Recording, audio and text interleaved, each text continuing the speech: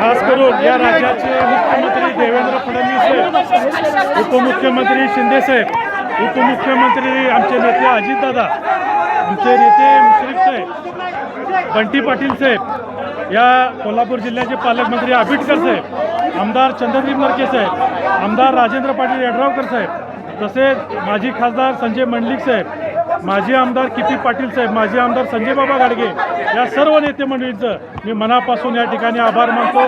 तसेच माझ्यावर अत्यंत विश्वास टाकला ते आमचे सर्व संचालक मंडळाचे सहकारी सर्वांचं, तसेच खास करून विश्वास पाटील आबाजी आणि अरुण डोंगरे साहेब यांचंही मी मनापासून या ठिकाणी आभारी आहे आणि तमाम दूध उत्पादक सभासदांचं मनापासून आभारी आहे की फार मोठी जबाबदारी तिने माझ्यावर टाकली आणि ज्येष्ठांच्यापासून एकदम मी सगळ्यात कमी वयाचा चेअरमन या ठिकाणी आज तुमच्या सर्वांच्या आशीर्वादानं या ठिकाणी झालेलो आहे।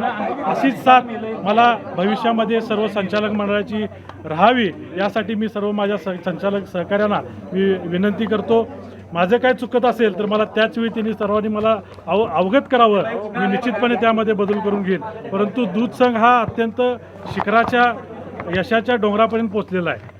आबाजी असतील, डोंगरे साहेब असतील, यांच्या मार्गदर्शनाच्या माध्यमातून आज गोकुळ दूध संघ आम्ही 4 वर्ष नवीन संचालक मंडळ आल्यापासून आज अमोलच्या बरोबरीनं आज आमचा हा दूध संघ त्या ठिकाणी कार्यरत करत आहे।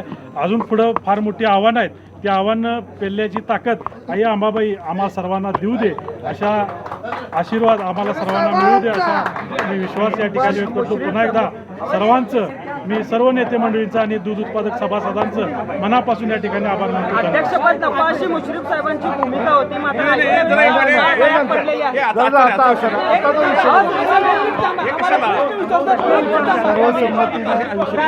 सर्वसंमतीनं जो या ठिकाणी निर्णय झालेला आहे तो आम्ही सर्वांनी मान्य केलेला आहे।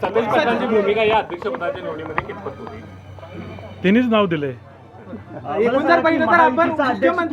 महाविकास आघाडीचा अध्यक्ष हम सब एक है, हम सब एक है, वाक्यात उत्तर द्या। महाविकास आघाडी हम सब एक है म्हणून सांगितलं ना।